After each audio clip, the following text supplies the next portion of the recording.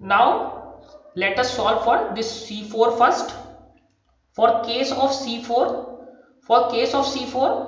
the potential at this A and D point is 500 volt. So potential, so we know this C is equal to Q by V, and from this V is equal to Q by C, and Q is equal to CV.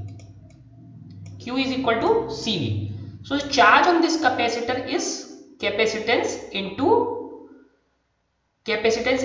potential.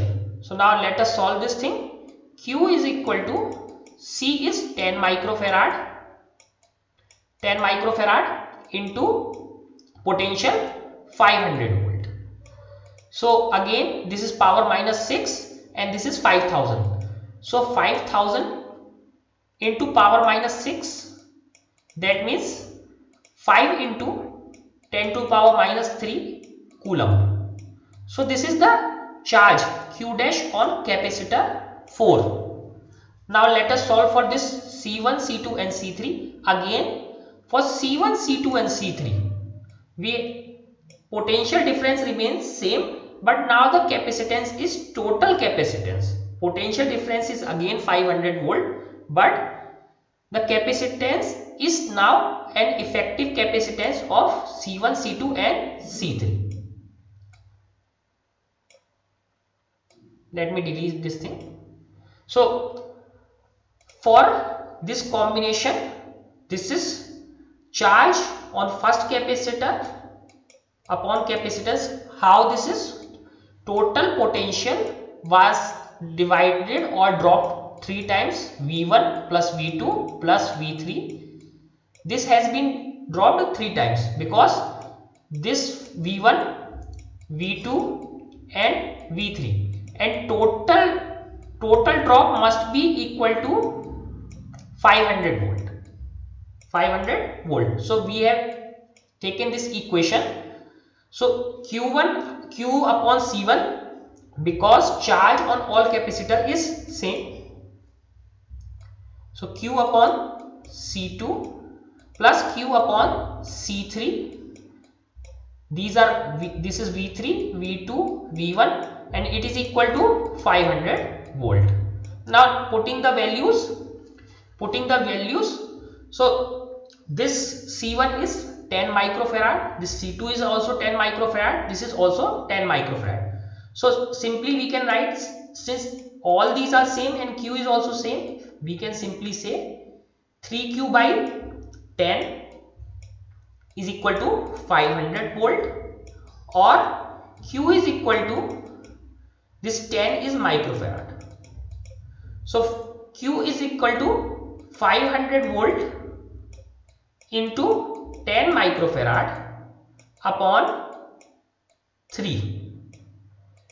So if you solve this, this is again 5000 into 10 to power minus 6, that means 5 into 10 to power minus 3, but there is a factor of 3 also. So this will simply 1.7 into 10 to power minus 3 coulomb. Okay. So here the charge on this series line is 1/3 of the charge of on a parallel capacitor. Again, please do these numerical examples, because every year we get 1 or 2 questions from this topic of capacitance and how capacitance is changed when some dielectric is added in between the plates of the capacitor. Let us start a new topic, which is energy stored in a capacitor. So till now we have seen that how can we connect different capacitors in parallel and series, and what will be the effective capacitance. Now another important topic, how much energy is stored in a capacitor when it is charged. This question has come many times in your board exams, so please mark it very important. Many times it has come in the board examinations. So now let us see what is happening. So see, there are two figures, figure A and B. We are starting with the figure C, a figure C, or a figure which is starting figure. So this is a capacitor. Initially there is no charge on this capacitor. The charge on this plate, this is plate 1, this is plate 2, charge on both these plates is 0. Okay, so these are two uncharged conductors, 1 and 2. Now what we are doing, let us say we want to make this charge, this plate positive, and we want to make this plate negative. So what will we do? So as you know, total charge on a capacitor is always conserved. Here you can see final result. So if it is positively charged, this must be negatively charged. Initially charges on both the plates are 0. Both the plates have charge 0, no charge is there. Now what we can do, let us take this plate 2, which is going to be negative. So if we remove some positive charge from this plate 2, let us say this very small positive charge, delta Q dash, initially it is at 0. If we remove delta Q dash charge from this plate and will transfer to this plate, so what will happen? So this is at 0 potential. So if we have removed, so what will happen? This will be at minus delta Q dash negative potential, but again this positive charge is still in between. So now what will be the case? This plate is at the negative potential and it is at 0 potential. That means this plate is at higher potential in comparison to this plate 2. Please understand this thing again. Both plates are initially at 0 charge, have 0 charge. Okay, initially both have 0 charge. Now what we are trying to do, we take a very small positive charge and remove it from plate 2 and start transferring it to plate 1. Now as soon as we remove this positive charge, this plate 2 will become negative and this plate 1 is still at 0 charge, has 0 charge. So that means this is at a higher potential and this is at a lower potential.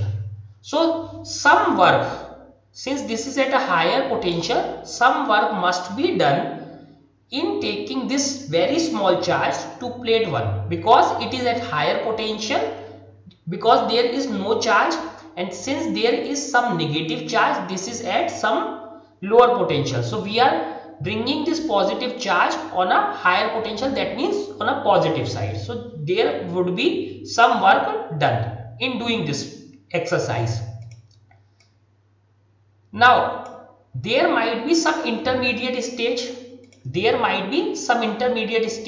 and we are still transferring the charge. Now we are still transferring this small packets of charge, which is delta Q dash. We are transferring charge in small packets of delta Q dash. So now it has accumulated a charge of positive Q dash, and this has a charge of minus Q dash and a minus which is in between.